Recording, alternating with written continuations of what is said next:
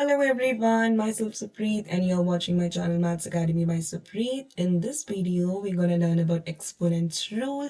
So basically, it's an introduction related to exponents and base. Exponents को आप बोलते हो कभी कभी indices, कभी pairs.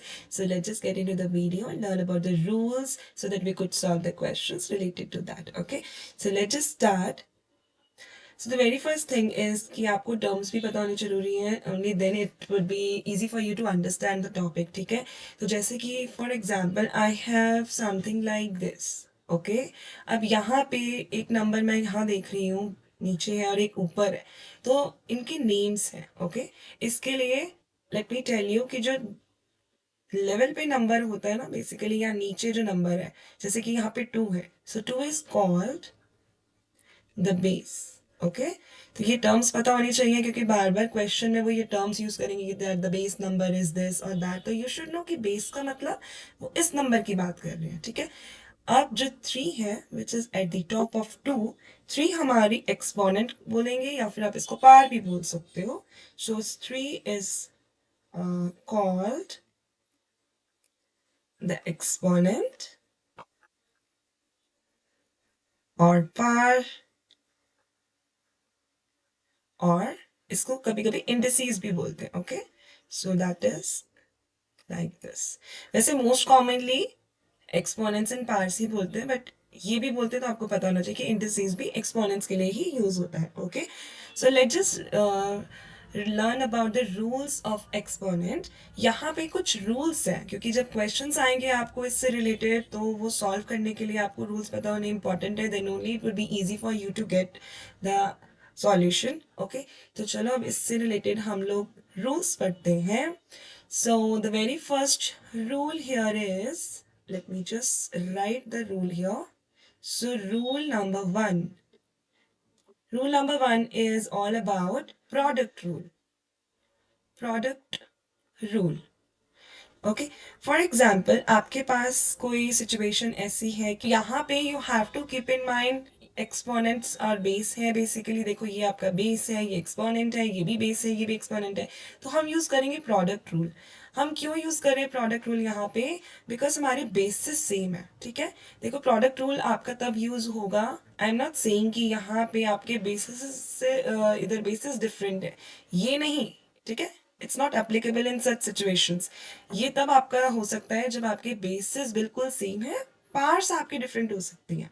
ठीक है, तो प्रोडक्ट रूल सेज कि अगर आपके बेसिस सेम है तो you can just add the parts. when it's like multiply sign in between two numbers, then you can just add the parts keeping the base same. मतलब आप base same रख सकते हो, एक बार लिख सकते हो मल्टीप्लाई के रूल में, और जो एक्सपोनेंट्स हैं उसको आप ऐड करोगे बेसिकली ऐसे. ठीक है, तो क्या मतलब है? रूल वन सेज कि जब आपके पास दो बेस हैं और बिल्कुल सेम बेसिस है वो, with different exponents it could be, और सेम एक्सपोनेंट्स हैं, व्हाटएवर एक्सपोनेंट कुछ भी हो सकता है, सेम हो सकता है, डिफरेंट हो सकता है, बट बेस आपका बिल्कुल सेम होना चाहिए. और आप अगर उनको मल्टीप्लाई कर रहे हो तो आप उनकी पार्ट्स को ऐड कर सकते हो ऐसे. ठीक है, अब हम इसके एग्जाम्पल्स देखेंगे. सो एग्जाम्पल के लिए if you will have something like 2 to the power of 3 times 2 to the power of 4. अब देखो हमारे बेसिस बिल्कुल सेम है. ठीक है, दोनों में 2 है, राइट. पार कुछ भी हो सकती है, मल्टीप्लाई का साइन है. इन दिस सिचुएशन आपका जो 2 है वो एक ही बार लिखा जाएगा और ये दोनों पार्ट्स को आप ऐड कर दोगे. सो that is a product rule कि जब आप दो नंबर्स को मल्टीप्लाई कर रहे हो, ठीक है, और उसमें एक्सपोनेंट्स और बेस यूज हुए हैं, तो आप अपना बेस एक ही बार लिखोगे और एक्सपोनेंट्स को ऐड कर दोगे. So the answer should be 2 to the power of 7. Got it? अब इसके लिए हम इसका एक एग्जांपल और लेंगे. Let just right something else this time. जैसे कि ये फर्स्ट एग्जांपल है एंड सेकंड एग्जांपल आप ले सकते हो जैसे कि 7 to the power of 4 times 7 to the power of 2. ठीक है, अभी आपको सिंप्लीफाई करने के लिए बोल रहे हैं. सिंपल सी बात है, बेसिस आपके सेम है, मल्टीप्लाई कर रहे हो, बेस को यहाँ लिख दो और एक्सपोनेंट्स को ऐड कर दो. That's what the answer is 7 to the power of 6. ठीक है, सपोज आप x और y के फॉर्म में लेते हैं, like x to the power of 6 है, x to the power of 3 है. सो अगर आप देखोगे तो आपके बेसिस बिल्कुल सेम है, पार्ट्स डिफरेंट है, तो x लिखो 6 plus 3.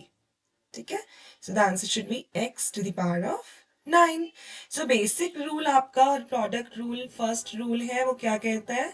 If the bases are same and you are multiplying those numbers, keep the base like that or add the parts. So this is the rule number 1, product rule. Okay, so let's learn the next rule. Second rule is all about our quotient rule. Okay, अब देखो उसको कैसे करते हैं. Rule number 2 is quotient rule. So यहाँ पे quotient rule क्या कहता है आपको कि अगर आपके बेसिस सेम है बट आप इस टाइम उसको डिवाइड कर रहे हो. ओके, देखो यहाँ पे a to the power of m and you are dividing it by a to the power of n. In such situation आप क्या करोगे कि आप बेस को तो सिमिलर रखोगे बट यहाँ पे डिविजन की वजह से पार्ट्स आपकी सब्ट्रैक्ट हो जाएंगी. Okay, so this is rule number 2, quotient rule, जिसमें कि आप डिवाइड कर रहे हो दो नंबर्स को जिनका बेस बिल्कुल सेम है. तो अगर जब आप डिवाइड करोगे बेस आपका एज इट इज रहेगा और जो पार्ट्स हैं आप उनको सब्ट्रैक्ट कर दोगे. Right, so let's just write some examples here. For example 5 to the power of 6 divided by 5 to the power of 2. Okay, अब देखो आपका बेसिस बिल्कुल सेम है, करेक्ट, डिवाइड कर रहे हैं. सो क्वेश्चन रूल क्या कहता है? बेस सेम रहेगा, पार्ट्स आपकी सब्ट्रैक्ट हो जाएंगी. So the answer is 5 to the power of 4. Correct? Let's do some more examples. Let's learn with some more examples here. जैसे कि आपका 10 to the power of 6 है. You are dividing it by 10 to the power of 2. Keep the base same. One time only. Subtract the parts. Okay, इस बार हम parts को थोड़ा change कर देते हैं. Let's make it 8 this time. Okay. So this is 8 minus 2. So that's going to give you 10 to the power of, that is 6. Correct? And third is with a variable this time. जैसे कि मैं y ले लूँ to the power of 9, y to the power of 4. तो base आप यहाँ लिखोगे और पार्ट्स को आप सब्ट्रैक्ट करोगे. The answer is 5. Got it? So this is rule number 2, which says quotient rule, जहाँ पे आपके बेसिस सेम है बट आप उन दोनों को जब डिवाइड कर रहे हो तो पार्ट्स को आप सब्ट्रैक्ट करोगे. So let's learn the rule number 3 here. So rule number 3 says zero exponent rule. Okay, let me just write here. Rule 3 says that is zero exponent rule. अब जीरो एक्सपोनेंट रूल क्या है? For example आपके पास कोई भी number यहाँ पे, ठीक है, कुछ भी हो सकता है, 3 2 1 a b x y z what ever, पर आपकी जो पार है ना दैट इज जीरो. जब आपकी पार जीरो होगी तो उसकी जो वैल्यू है वो हमेशा 1 हो जाएगी. ठीक है, so let me give you some examples. मतलब कि यहाँ पे कोई भी नंबर है बट पार आपकी जीरो है, सो जीरो एक्सपोनेंट में आपका जो आंसर आता है दैट इज 1. ओके, तो ये आपको ये बहुत इंपॉर्टेंट है, आपको ये याद रखना है कि जो ए है ना, मतलब ये जो बेस नंबर है वो जीरो नहीं हो सकता. कुछ भी हो सकता है बट जीरो नहीं हो सकता. Okay, so let me just give you some examples. Example number 1, जैसे कि 7 to the power of 0, तो आंसर आ जाएगा आपका 1. ठीक है, बेस कुछ भी हो, पार आपकी 0 है, आंसर आपका 1 आएगा. सेकेंड एग्जाम्पल आप ले सकते हो like x to the power of 0, then also it's 1. अगर आप देख रहे हो you can take just 9 to the power of 0, so 1. So basic rule, rule number 3 is zero exponent rule, which says कि आपकी पार अगर 0 है, बेस पे कोई भी नंबर है, आंसर आपका 1 आएगा. Okay, so let's learn about the rule number 4 now. Rule 4 says, okay, पहले हम इसका रूल का नाम लिखते हैं, that is par of a product. अब पार ऑफ अ प्रोडक्ट का मतलब क्या होता है? For example you have two different numbers, variables, कुछ भी हो सकता है, ठीक है। यहाँ पे जैसे ए और बी, ए बी रिप्रेजेंट कर रहा है, टू डिफरेंट नंबर है यहाँ पे, ओके। पर जो आपकी पार है वो बाहर है, इस ब्रैकेट के बाहर है। So power of a product का मतलब है कि अंदर जब आपके दो नंबर मल्टीप्लिकेशन फॉर्म में है और बाहर आपकी पार है, तो बेसिकली जब आप ये ब्रैकेट खोलोगे तो ये पार इन दोनों नंबर पे डिस्ट्रीब्यूट हो जाएगी, ओके। जैसे कि अगर मैं ब्रैकेट खोल रही हूँ तो ये जो m है ना वो a के ऊपर भी आ जाएगा और b के ऊपर भी आ जाएगा, राइट। और इन दोनों में रिलेशन क्या है? मल्टीप्लाई का। जब दो वेरिएबल हैं या फिर कोई वेरिएबल और एक नंबर है तो उनमें रिलेशन हमेशा मल्टीप्लाई का होता है, ठीक है। ये आपने अलजेब्रिक रूल्स में पढ़ा होगा। So basically if there is any power outside the bracket और अंदर आपके पास दो नंबर हैं, ठीक है, या वेरिएबल और नंबर है, कांस्टेंट है, वेरिएबल है, कुछ भी है, जब आप उसको खोलते हो तो वो पार डिस्ट्रीब्यूट हो जाएगी, सेम पार दोनों के ऊपर आएगी, okay. So let's learn this with an example here. So example says कि सपोज करो आपके पास 2 भी है, 5 है अंदर और it's a 3 outside, okay. So ये फर्स्ट एग्जाम्पल लेते हैं। तो अब I just want to open my bracket, ठीक है, मुझे सॉल्व नहीं करना अभी इसको, मुझे ब्रैकेट ओपन करना है। सो ये जो 3 है ना ये आपके 2 के ऊपर भी आ जाएगा और 5 के ऊपर भी आ जाएगा, ओके। सो पार दोनों पर डिस्ट्रीब्यूट होती है, that is a power of a product, okay. So now let's just take another example here. For example जैसे कि अब हम लेंगे एक कांस्टेंट और एक वेरिएबल का एग्जाम्पल, ठीक है। जैसे कि यहाँ पे 4 आपकी पार है, इसको आप ओपन कर रहे हो तो 5 के ऊपर भी 4 आ जाएगा टाइम्स x के ऊपर भी 4 आ जाएगा। फॉर एग्जाम्पल हम लेंगे, इस बार हम 3 ले लेते हैं, लेके कांस्टेंट और दो अलग अलग वेरिएबल्स, 2 एट द टॉप, ठीक है। इसको अगर हम ओपन करेंगे 4 के ऊपर 2 आएगा टाइम्स y के ऊपर भी 2 आएगा और z के ऊपर भी 2 आएगा, गॉट इट। सो बेसिकली वो सब पे डिस्ट्रीब्यूट हो जाएगा। So this was the rule number 4, power of product, okay. तो यहाँ पे आपको ध्यान रखना है कि जो पार है प्रोडक्ट के ऊपर सब पे डिस्ट्रीब्यूट हो जाएगी जैसे आप ब्रैकेट को ओपन करोगे। Let's learn about the rule number 5 now. So rule 5 says par of a quotient now. ठीक है, ये है par of a quotient, ठीक है। यहाँ पे क्या होता है, आपके पास दो वेरिएबल हैं, अब वो भी ब्रैकेट में है, या कोई भी कांस्टेंट वेरिएबल है या दो नंबर है, कुछ भी है ब्रैकेट के अंदर है, बट अब वो डिविजन फॉर्म में है, ओके। जैसे कि ये डिवीजन फॉर्म होते हैं ना फ्रैक्शन बार, और यहाँ पे बाहर पार है आपके पास, ठीक है। सेम रूल है बेसिकली, पार न्यूमरेटर और डिनोमिनेटर दोनों पर लगेगी, ओके, दोनों पर डिस्ट्रीब्यूट हो जाएगी। तो जस्ट सी कि अगर मैं ये ओपन कर रही हूँ ब्रैकेट तो ये ए की पार m हो जाएगा और b के ऊपर भी m आ जाएगा, ठीक है। इट्स जस्ट एक मल्टीप्लीकेशन, ब्रैकेट खुलते ही पार सबके ऊपर आएगी, गॉट इट। सो इसका एग्जाम्पल देखते हैं। Example, for example you can just take an example here, जैसे कि मैं कोई भी नंबर ले लेती हूँ इस बार, जैसे कि 2/4 ले लेते हैं, या फिर कुछ अलग सा नंबर लेते हैं, ये तो हमारा सिंप्लीफाई हो सकता है, 2/7 ले लेते हैं, okay. And there is power something like 4 outside, तो ये जो हमारा ब्रैकेट ओपन होगा ना उससे ये दोनों के ऊपर पार आ जाएगी, गॉट इट। ये दोनों पे डिस्ट्रीब्यूट होगा। तो इसका एग्जाम्पल हम लेंगे, जैसे कि फॉर एग्जाम्पल नंबर 2, जैसे कि हम ले सकते हैं एक वेरिएबल ले लो, y ले लो, ठीक है, something like 3 outside, x to the power of 3, y to the power of 3, ठीक है। थर्ड एग्जाम्पल में हम लोग लेंगे एक वेरिएबल ले लेते हैं, एक कांस्टेंट ले लेते हैं, जैसे कि 4 ले लेते हैं और एक z ले लेते हैं, 5 की पावर है तो 4 to the power of 5, z to the power of 5, ठीक है। So power of question says कि अगर कोई भी दो नंबर डिवीजन फॉर्म में है, बेसिकली इसको डिवीजन ही बोलते हैं, फ्रैक्शन है ना, तो जो उसका ब्रैकेट हटेगा वो पार दोनों नंबर्स के ऊपर आएगी, ठीक है। सो this was rule number 5 here. So let's learn about the rule number 6. So rule number 6 क्या कहता है हमें? That is negative exponent rule. Okay, so rule 6 says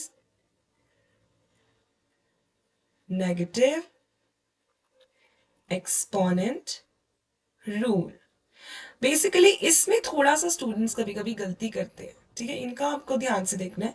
easy बहुत है बट कर जाते हैं जब कुछ एक साथ आ जाता है. लाइक अगर मैं सिंगल लूंगी टर्म तो it's very easy for them, पर जब मैं दो तीन चीजें एक साथ लूंगी तो वो थोड़ा कंफ्यूज होते हैं. तो आपको इसमें ध्यान रखना है कि सपोज आपके पास कोई भी नंबर है, ठीक है, उसकी पार नेगेटिव है, जैसे कि ये, ठीक है. तो वो बोलते हैं कि नेगेटिव एक्सपोनेंट रूल क्या होता है कि अगर आपका बेस है और पार आपके नेगेटिव है, तो ये पार को पॉजिटिव करने के लिए आप इसको रेसिप्रोकल कर देते हो. ओके, तो जब आप इसको रेसिप्रोकल करते हो तो ये जो पार है वो पॉजिटिव हो जाती है, ठीक है. सो नेगेटिव पार मीन्स नंबर डिनोमिनेटर में चला जाता है बेसिकली, ठीक है. तो अगर आपको उसको पॉजिटिव बनाना है, पार आपकी नेगेटिव है, तो रेसिप्रोकल आपको नंबर को करना है, पार आपकी पॉजिटिव हो जाएगी. सिंपल, ठीक है. तो यहाँ पे एग्जाम्पल 1 लेते हैं. एग्जाम्पल 1 में जैसे कि you have 2 to the power of -3, ठीक है. तो मुझे पॉजिटिव पार्ट चाहिए, सो मैं इसको रेसिप्रोकल करूंगी. रेसिप्रोकल करते ही it will effect my power और मेरी पार हो जाएगी पॉजिटिव में, that is 2 to the power of 3, ठीक है. ऐसे ही एग्जाम्पल लेंगे एक वेरिएबल के साथ, जैसे कि x है टू द पावर ऑफ -6, ठीक है. मुझे पॉजिटिव में चाहिए, x नीचे आ जाएगा, रेसिप्रोकल हो जाएगा और यहाँ पे पॉजिटिव 6 हो जाएगा. और आप देख सकते हो जैसे कि हम ऐसे करते हैं, एक फ्रैक्शनल एग्जाम्पल लेते हैं. सपोज करो 3 टू द पावर ऑफ 5, ठीक है, और यहाँ पे आपका -2 है, ठीक है, सपोज. तो चलो मैं इसको और भी इजी वे में लिख देती हूँ. सपोज करो 3 टू द पावर ऑफ -2 है, 5 टू द पावर ऑफ -2. अब मुझे ये दोनों पॉजिटिव, मेरे को बेसिकली पॉजिटिव पार्ट चाहिए, ठीक है. तो यहाँ पे भी जब भी नेगेटिव पार्ट्स हैं, चाहे वो न्यूमरेटर में चाहे वो डिनोमिनेटर में, जैसे ही आप रेसिप्रोकल करोगे ना, उनके पार का साइन चेंज हो जाएगा, ठीक है, पॉजिटिव हो जाएगा. तो अगर मैं नंबर्स का रेसिप्रोकल करूंगी, उनकी पार भी पॉजिटिव हो जाएगी. तो अगर मैं इससे डायरेक्ट करूंगी ना, इट्स लाइक दिस, ठीक है.